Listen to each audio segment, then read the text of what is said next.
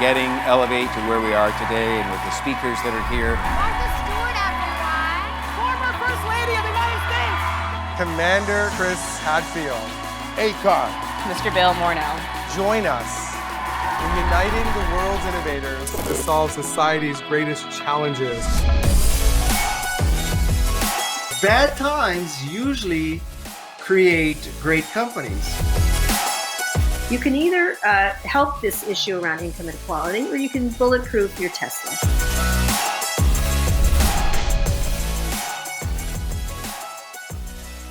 Hello and welcome to today's show. My name is Razor Suleman, and we are so excited for today's show. It's episode 7 of Elevate Live.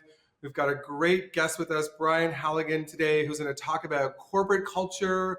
He's going to talk about demand gen during a crisis and how to be close to your customers and add value. And then we're going to talk about the future of events. We are also going to open it up to our audience to ask Mr. Brian Halligan anything you want to know. We have an AMA, Ask Me Anything, with Brian towards the back half of our show.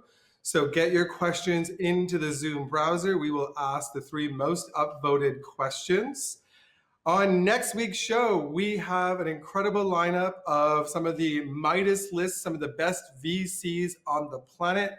Joining us to talk about raising venture capital, we have Anne Miraco, the co-managing partner of Floodgate. We've got Byron Dieter, the partner at Bessemer Ventures, and we've got our very own Salim Teja, now a partner at Radical Ventures, up next week. It brings me great pleasure today to introduce our next guest on Elevate Live. We have the one and only Brian Halligan, the CEO and co-founder of Hubspot. Brian and his team literally coined the term inbound marketing. They held their first, I remember it's called HubSpot user group over 12 years ago, and taught the world of how to add value to your customers, how to be customer-centric and build a relationship of trust and value with them. He is a triple threat. He is an entrepreneur, an investor, and an author of 2 amazing books, Marketing Lessons from the Grateful Dead and Inbound Marketing. He's a senior lecturer at MIT Sloan of Management and is an award-winning CEO. He was the Glassdoor CEO, the top CEO, the number 1 CEO in 2014, 2015, 2017, 2018, and I'm sure again this year. He's also been the E&Y Entrepreneur of the Year, lots of accolades. But what I love most about Brian Halligan is how wonderful care he took of myself and Carrie and the Achievers team. My software company, when I first met Brian 12 years ago, moved to Boston. We had opened up an office. We knew nobody. And Brian was so gracious to buy us lunch at his office, share his wisdom. He is literally Mr. Boston himself, introduce us to his network, and invite me to join his CEO forum, where I got to learn firsthand around demand gen, corporate culture, a shared passion of ours. Welcome to the show, Brian Halligan. Thank you, sir. It's a real pleasure to be here. I appreciate the invitation. No, we're super excited to have you on the show. I think the last time we connected in person, you were hosting Lisa and I, my co-founder, at HubSpot at Inbound in Boston last September.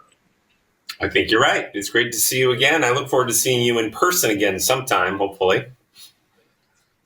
It'll definitely happen. The when, it's not the if, it's the matter of when. You know, we're going through a difficult time, but we will definitely meet live. I'm super grateful for you making the time in your busy schedule to chat with the thousands of people we have here on Elevate Live. Let's talk a little bit about inbound and really what was the genesis of even starting that years ago? How important are live events? We'll talk a little bit of the future of live events, but how was that 12 years ago when you started inbound and the genesis of that? The conference, I guess when the thing that's interesting about HubSpot is it didn't start as a software company. It basically started as an idea. And the idea was that humans were sick and tired of being marketed to and getting great at blocking out. And back in the day, that was your DVR, it was caller ID, it was spam protection, ad blocker. and that marketers were doing the same old stuff and it just was getting caught and no one was listening. And at the same time, humans were starting to use Google and social media and the blogosphere and things like that. And so we started evangelizing this idea of stop doing outbound interruption-based marketing and start matching the way you market with the way humans actually shop and buy stuff. And so it started as an idea, and then we tried to help companies do it, and they had a hell of a time doing it because they had to put in a piece of blogging software, CRM, marketing automation, website, CMS, blogging, social media, SEO. It was complicated. That ended up, that idea of inbound became a software company to help people implement it. And I guess part of what got us going on it was we just started creating content around the idea. We blogged about it. We wrote a book about it. And then we said, well, why don't we do a conference about it? And we did a conference, I don't remember how many years ago, but I remember the first conference, we had 400 people. And it was terrific. We had Guy Kawasaki on. I saw was one of your guests. We had Seth Godin, David Meerman Scott. We had a great crew. And it's kind of grown from there. Yeah, so let's talk about those early days and how demand gen has changed. I agree. You guys were trying to solve a problem, trying to differentiate from this outbound marketing and create this category of inbound. I remember at the time the company was focused on like SEO and creating valuable content to provide greater value to your customers. What's changed? You know, it's been 12 years on that journey of trying to move forward the inbound movement around inbound marketing. Talk to me about present day and demand gen. How is it happening in today's environment? I think a lot has changed. I think inbound still very much works, but a lot has changed since then. If I think Razor, like when I went to business school before starting HubSpot, I remember my professor used to say to me, it was a guy named Howard Anderson, Brian, don't even bother starting a company unless your product's 10 times better than the competition. The problem with that these days is creating a true barrier to entry and creating something actually 10 times better than the competition that can last has gotten extremely difficult over time. And I just think about a software company like your old company or my company. You know, it cost us $500,000 to get going with HubSpot. Today, it would cost us, $5,000. It's open source software. There's AWS, there's Zoom. It's just so much easier. The barrier to entry to enter a new market is so much easier in software, hardware, any industry. So sustainable moats, sustainable product competitive advantages are harder and harder. I think today, if you're a business school professor, you shouldn't evangelize 10 times better products. You should evangelize 10 times better experiences. Those are the companies that seem to be taking off today, the ones rethinking the end-to-end experience for their customers. Got it. Yeah, listen, I agree with you. The 10 times better product days. I mean, how long are you going to be able to, even if you are so magical and lucky to create something that's 10 times better than your competition, like how do you scale? How do you not have copycats who quickly catch up to you? But to your point, experience is harder to replicate. Experience is like in the DNA of the business. It's how your employees are treated by management, which is then how your employees will then treat your customers.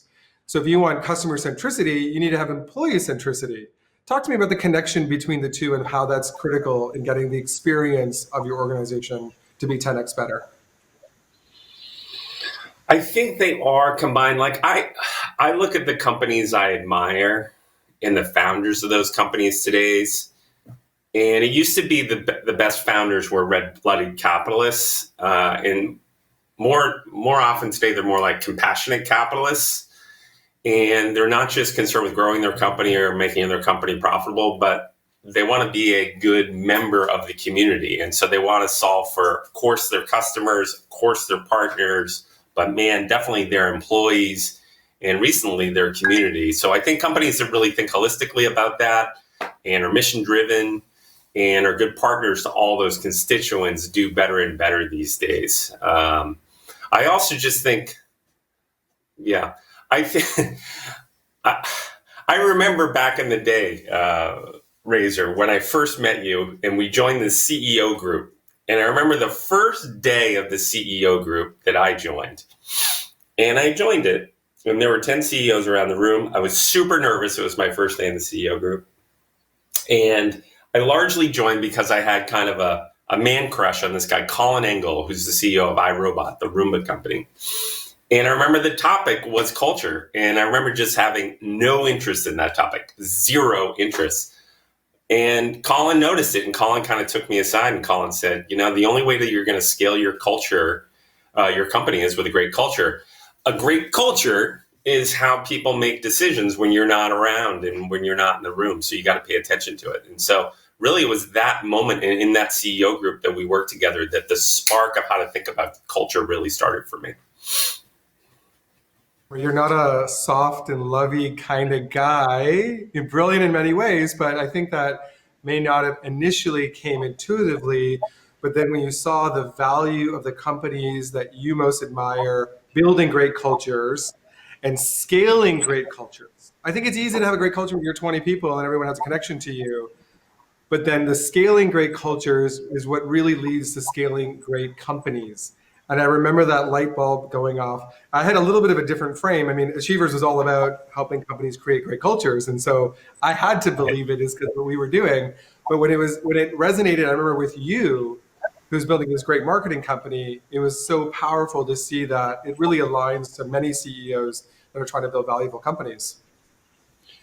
I'm with you. I remember 100 years ago, I read a book called The Clue Train Manifesto, which was written back in the 90s by a bunch of thoughtful folks at the Berkman Center at Harvard. And what it talked about was that the relationship between the company and the buyers of the products is going to radically change over time, that relationship is going to be upended and rethought. And that's kind of where HubSpot came from, is we saw that relationship really changing. And over time, it's changed even more. We sort of, when we thought about culture, it's kind of the same, where we thought the relationship between the employee and the company was going to radically change over time. And rather than fight it and lean into kind of old school way of thinking about culture, we said, how do we rethink culture to match the way modern employees kind of work and the way they live and the way they consume? So we thought about the problem from two different angles, kind of the same way. So listen, I get the importance on culture. It's now been well documented. The evidence is empirical. Maybe 10, 15 years ago when we were thinking about it, it might have been revolutionary, but I feel like companies get that. And I feel like in the last 11 years of a bull market where there was a war for digital talent, you had to get good because you're sort of competing for the best and brightest. But now there's COVID, right? There's 15% unemployment on its way to 20, 25. Why does culture even matter today? Aren't employees just lucky to have a job? I think it's highly dependent on the industry you're in. Like in my industry, and I think in all industries, if you really know how to write software, I think the supply and demand it was way out of whack 3 months ago. It's still out of whack today. It's going to be out of whack for a long, long time. The ability for someone to really write good software and be deeply technical, that's a supply and demand problem that's going to last, our lifetimes, I think. And so I still think, it still makes a lot of sense. And there's a couple things about culture. Like, I think of, if you build a great product, it's a magnet that will pull customers in. And it's a magnet that not just pulls them in, but holds them in and gets them to buy more products from you.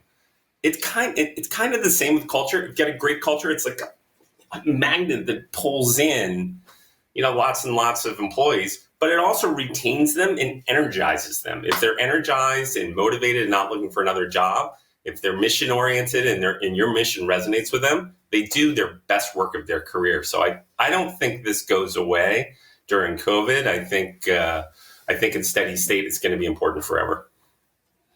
Got it. Let's take a little bit more closer to home. Tell me about the HubSpot culture present day. What keeps you up at night? What are some of the challenges, if I could be very authentic? We've had very private, intimate founder-to-founder conversations. I'd love for you to do a check-in with you today. What keeps you up at night when it comes to HubSpot or your personal life? Well, personal life's been interesting. I'm down on. I have a little house on Cape Cod. I'm on a pond, Osprey out there. This is my room here. What I'm trying to do during COVID is learn to play guitar. So I got my guitars there. I'm not very good, but I'm trying to learn. It's been okay for me. I sort of hit with two storms at the same time. I lost my mom right at the beginning of the COVID stuff, and then the COVID stuff hit. And so that was a trying couple of weeks, like right in the teeth of when COVID hit, I lost my mom. So that was super, super stressful for me. I feel better now. Like I've had a little time since my mom passed. I feel like the storm of COVID, we're in a kind of a steady state within that storm. It's a little bit less uncertainty. So I'm feeling personally better.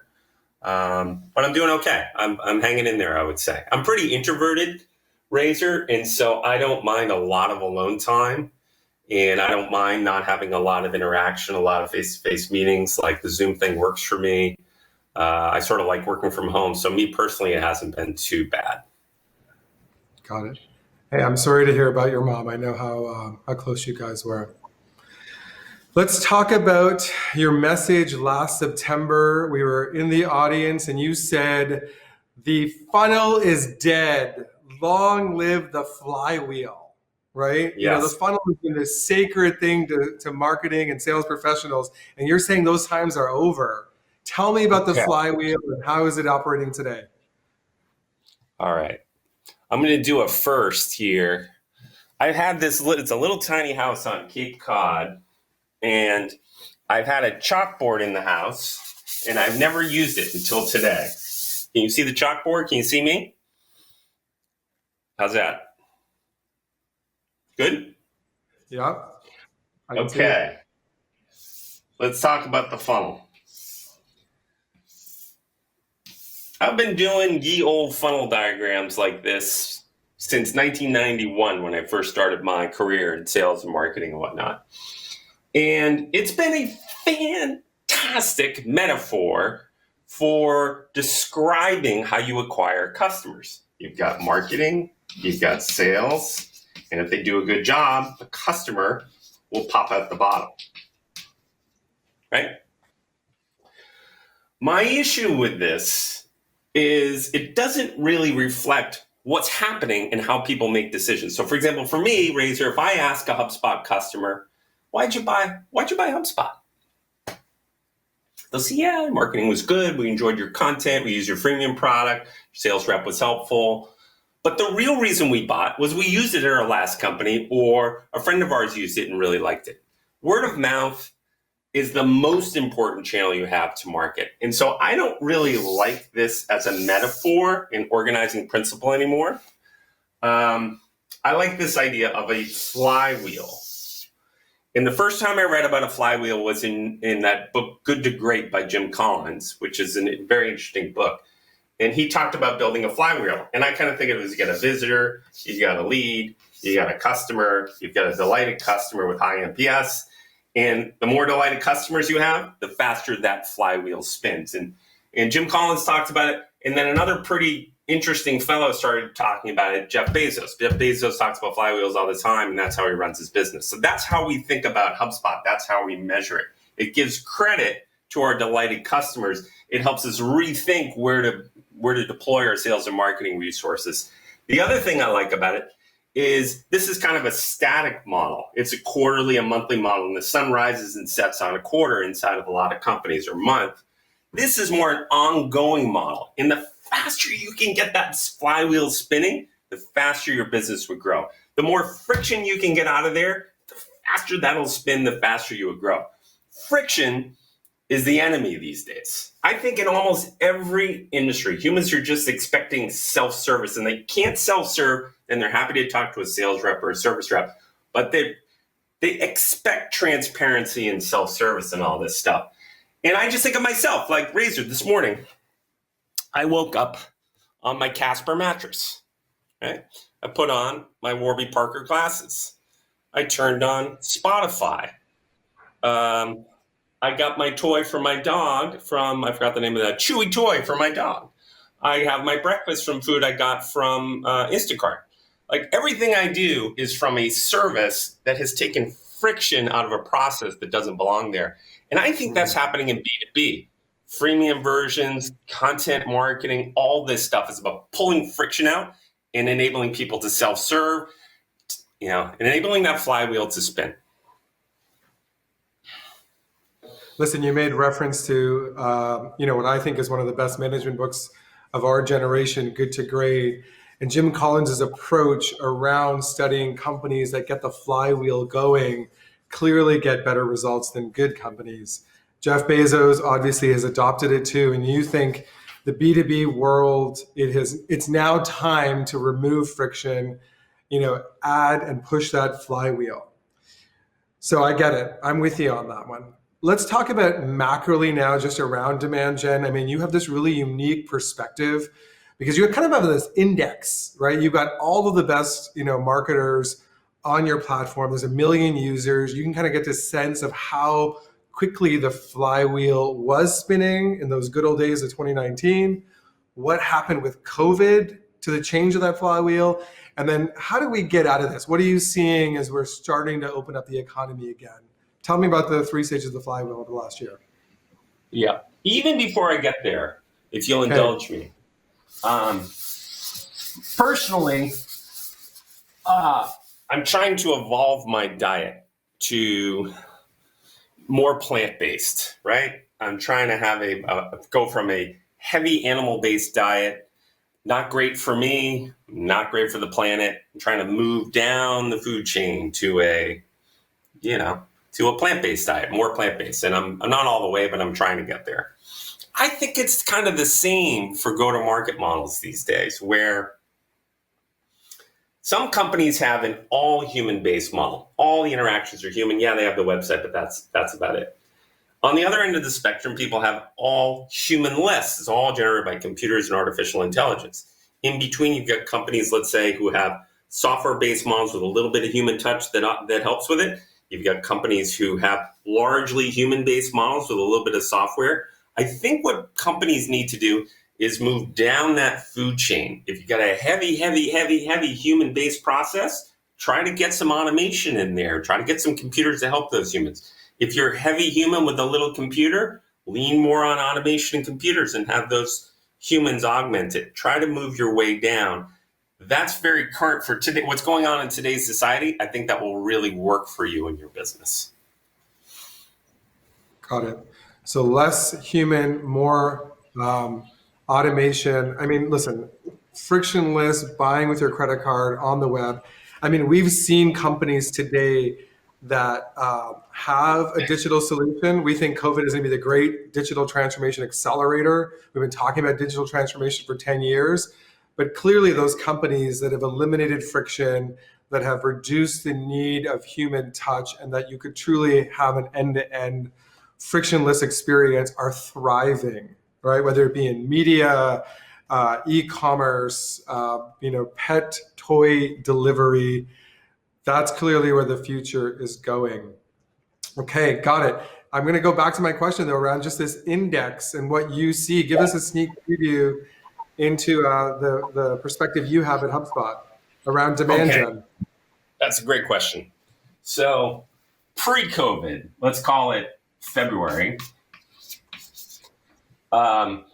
we have about 78,000 customers, and we're able to anonymize the data from those customers and look at visitors, leads, deals created, customers, delighted customers, or look at all the different metrics and sort of see what's happening. If pre-COVID, the amount of deals created, let's just use that one as a proxy, was X, let's say the first week in February, the first week in April, it was 0.7x. Okay? So down 30%. Big drop. The first week in May, it was down 0.88x. So it's off 12%. I think this is pretty encouraging. Basically says, holy crap, was it a disaster across the board? But it's starting to come back. Now, underneath this is kind of interesting. As you might imagine, different industries are recovering at different rates. The travel and the entertainment industry, that was off 60% the first week in April. It's off about 35-40% now. The construction, manufacturing industries are all the way back to X, which surprised me. The software industry, my industry, is off about 5% from X, is 0.95x. So there's a little bit of good news in our data that at least the HubSpot economy, our 78,000 customers, their flywheels are starting to spin a little faster, and we're starting to see some recovery. The last week or two has been pretty steep in the improvement. Got it. And what do you think that's doing to, first of all, great news that we're starting to see demand starting to come back, not quite to pre-COVID levels, but we're starting to see some activity. And is that top of the funnel, or is that where deals are getting done? How is it extending the time to close? If you're a B2B software company, we've got a lot of founders on the call on the Zoom today. How is it affecting, what expectations should they have around ability to get deals done in this period of time? Or is this not a time of revenue? It's more being customer-centric in different ways. Okay, couple thoughts. The close rate was off 30%. So the deal creation rate was off 30% and now is off 12%. If you look at the deal creation to deal close rate, that's off about 15% right now, but also recovering. That went from 35% off to 15% off. So it's definitely improving. If you unpack it and talk about marketers and you talk about sellers, marketing's interesting right now. During the first week in April, let's just go back to this. During the first week of February, if the number of website visits was Y, first week in April, it was 1.3 Y. So website visits went through the roof in the B2B world during COVID. I was very surprised about that. It's starting to come back down. It's kind of interesting what's happening. The other thing that went through the roof during COVID was chat. And chat went up from Y to 1.25, actually Z to 1.25 Z on websites. People just want to chat. I mean, they don't want to search anymore. They don't want to navigate your site. They just expect you to have a good bot and to be able to chat on there. And so that's a big change. On the sales side, it's been a little bit different. The amount of cold emails coming out of systems like HubSpot and whatnot is way up, but the conversion rates are way, way, way down. The conversion rates on sales emails are down 30% during COVID versus pre-COVID. The number of calls happening out of HubSpot, that's way down from pre-COVID levels. And part of that could be that sales reps are sitting at home, or that prospects aren't sitting by their phone waiting for a call in their office, but that's way off. So marketing seems to be almost getting more leverage during COVID. Sales has lost a little bit of leverage during COVID. It's been fascinating to watch it. So I get that we're seeing a lot of great marketing activity. I hear you on that. Not as much conversion, not as many people talking and moving to, let's call it, closed deals. One of the things we were going to chat about on our call was really the future of events, because a lot of B2B software companies use the engagement model of an in-person, let me host you, let me educate you, let me introduce you and build your network, come to the inbound conference, right? Come to Elevate Tech Festival. Obviously, large-scale gatherings have been dramatically changed by COVID. How do you see the absence of a large physical gathering affecting demand gen, particularly as it closes? How is digital filling the gap or not filling the gap? Talk to me a little bit about the future of events as it relates to demand gen. Yeah, we have an event kind of like yours. We have our inbound event. We were expecting 28,000 people this year. We moved it to online. But what we're doing with it, and you're kind of doing this with your event too, when we do the Net Promoter Survey at the end of our conference, we ask people what they liked. Oh, we liked that speaker. You had Guy Kawasaki on, or you had Michelle Obama, or whoever you had, Seth Godin. They had great stuff to say. They were brilliant. But the meat of it is, boy, I was really excited to connect with other, sales operations, revenue operations people in my industry. And I've got some new friends and some new colleagues where I can compare notes. That's most of the value and the real delight. And so what we're going to try to do, and I think you're trying to do it with Elevate, is just not turn it from a live event to just death by Zoom over the course of 2 or 3 days. We're going to try to make it very interactive and recreate that magic between the people. and we're working on it. The event's in September. I think it's going to be really good. We have an awesome speaker lineup. We're doing some cool stuff on the technology side.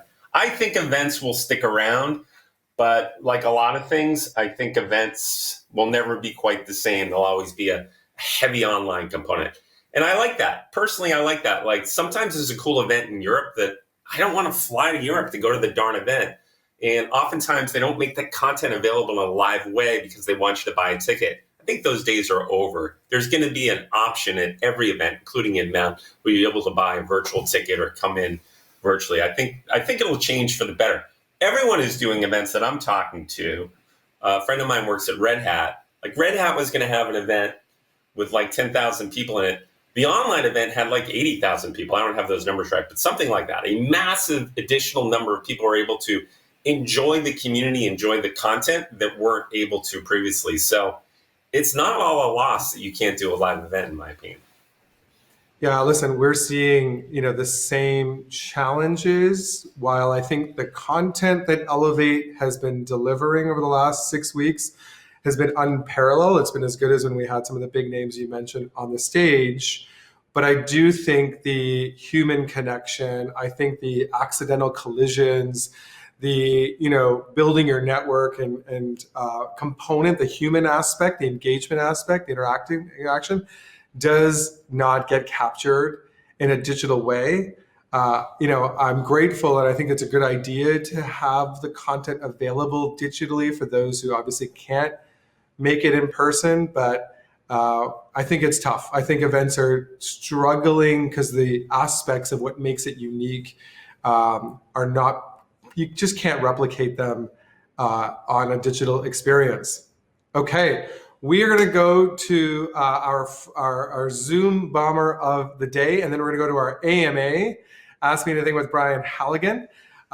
Today's Zoom bomber is Ellen Effison. Ellen, Aaron, so excited to have you on Elevate Live with Brian. Erin is the country manager. She's leading the charge at Pinterest here in Canada. I think the last time I saw you, we were having a creators dinner in your beautiful apartment. And now we're reconnecting over Zoom. Erin, nice to see you. Well, Razor, my apartment doesn't feel so beautiful when I've been stuck in it for exactly 12 weeks. But thank you so much for having me. It's such a pleasure always to work with the Elevate team. And it was lovely to listen to Brian. I wanted to step back on a couple of things that Brian talked about. I lead Pinterest in Canada, and the concept of inbound that you talked about is incredibly aligned with our purpose. Because people go to Pinterest to be inspired, and brands are very much the right people to inspire them. They can exactly match what they market to exactly what people are doing.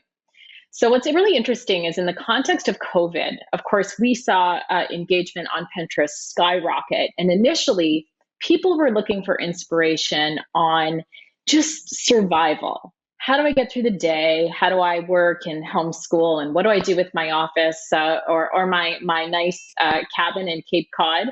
And really interestingly, about 2 weeks ago, we saw this behavior dramatically shift to people wanting to now think about the future again. They wanted to escape and feel a sense of optimism. And so what I'd like to understand from Brian is, what role do you think brands play today in providing optimism for people? Because you talked a little bit about conversion rates being lower than they would normally. For a long time, brands were reaching out to everybody with sort of an empathetic message, which was meaningful at the time. And what our research tells us about the 350 million people who go to Pinterest to be inspired is that they actually want to really start thinking about a different kind of future again. And so, what is the role that brands play in being optimistic, and how might that change the face of their B2B impact? That's fascinating, actually. I'm really glad you're the bomber today. I learned something new. I don't really think of brands so much as being optimistic or not. I think the brands that seem to be winning today are the ones that are transparent and real and empathetic. Now, maybe that will change to optimistic in the coming months, but that's the brands I've been impressed with that have been empathetic. And even some of the governing figures, and I don't want to get into politics forever, but there's been a couple of governors in the United States that I think have really earned my trust by being straight and by being empathetic and by being effective. I think that's what people want from our brands. I also think, let's just face it, there's kind of a crisis in trust in the world these days, like relative to previous generations. Our generations, we don't trust our government. We don't really trust our media. That's new. People used to trust the government and the media much more than they do now. I think people look more to brands now. It's like, can I trust this brand? And they look to see what brands are saying, and they have affinity to brands. Like, something's changed about that, and I think brands are more and more important. So I think what's going on is absolutely fascinating. I think some companies have done an unbelievable job. The company that, is just totally off my radar in terms of being like good at branding and whatnot was Walmart. Like, early, they got it. And they weren't tone deaf, and their brand was on point. It was empathetic. Like, maybe they've done something stupid since then, but on the early days, that was the brand that really stuck out to me, that was really on point during this crisis.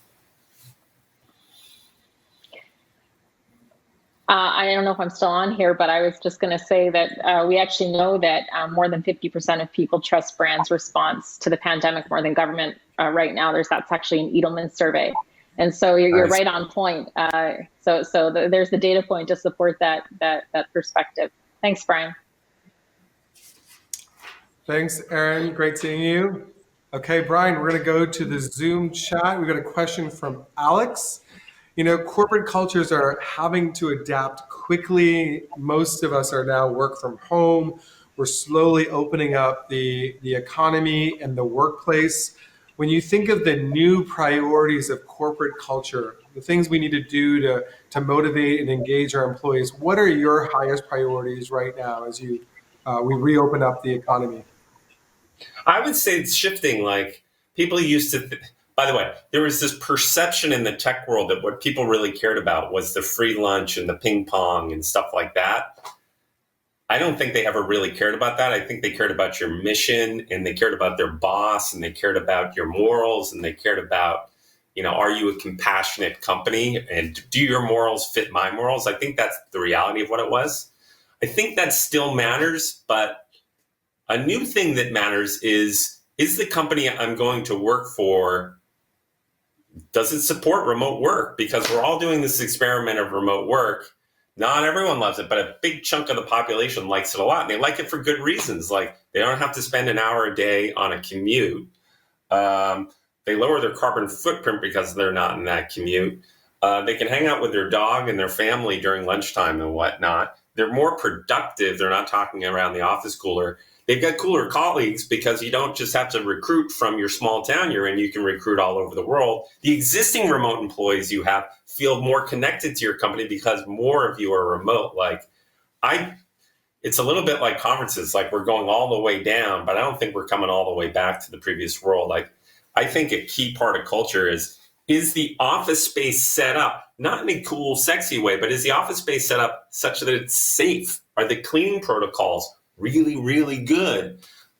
Is management on this stuff? Were they late to this thing and they sent their own employees home late? Like, that stuff's going to really matter. Competent leadership, office space that's not cool and sexy, but promotes good health and remote work policy.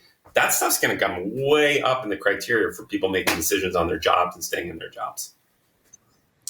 Yeah, I couldn't agree more. I think the notion of, like, you had a foosball table or kombucha on tap, I think that's sort of window dressing, but I think the companies who really got culture, as you said, they aligned to the values of the employees. They were good at doing that. They inspired with mission, not with, a beer cart on Fridays. It was more of a deeper human connection, I think, that really great employers use to engage their employees. And that's true for brands, right? We want to do business with brands that have an alignment of values with us. We want to sort of vote with our dollars, which is a good segue to my next question. Allison Hewitt from Zoom wanted to know from you, Brian, how do you see the future of corporate social responsibility, companies not only doing well, but doing good? How important is that going to be going forward? I think some people think it's going to shift all the way back to red-blooded capitalism. I don't. I think compassionate capitalism is the way to go. And I think companies that are mission-driven, like Zoom, by the way, companies that really focus on not just shareholders. Of course, shareholders are important. But man, your employees are important. If you want to keep those shareholders happy, and your employees have to be happy. Your customers have to be happy. They are the engine of your growth. Your partners have to be happy. Your community has to be happy. So I think this idea of stakeholder capitalism and compassionate capitalism I hope it's here to stay. I think it's going to really matter in the long run.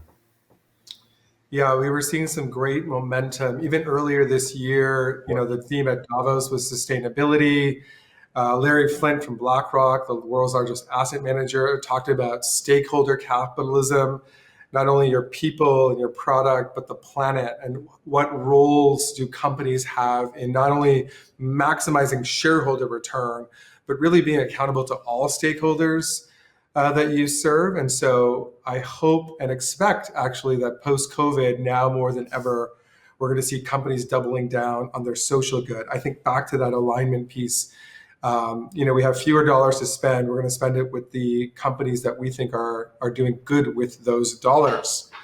Okay, we're going to go to Zara from Zoom. Zara wants to know around what different skills do individuals or teams need to master if they hope to succeed in accelerating the flywheel model? What should be people learning today if they want to be flywheel masters?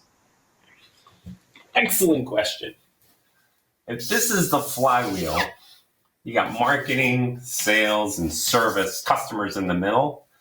A lot of organizations have a marketing ops person, a sales ops person, a service ops person.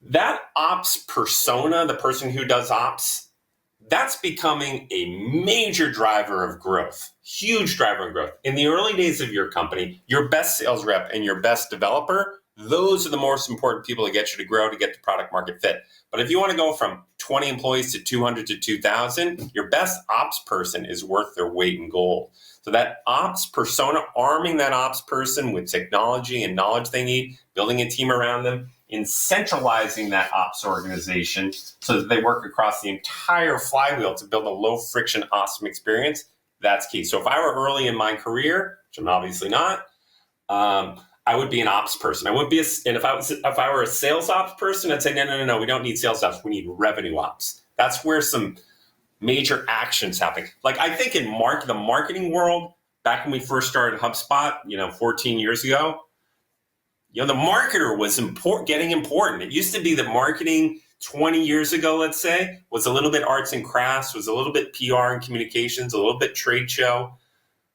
Starting, about 15, 16 years ago, the role changed. They needed to be more technical. They need to be really sharp. They need to be content creators. Like that whole industry turned on its head. People used to hire marketers when they had, 20, 30 employees. They started hiring their first marketer when there were 5 employees.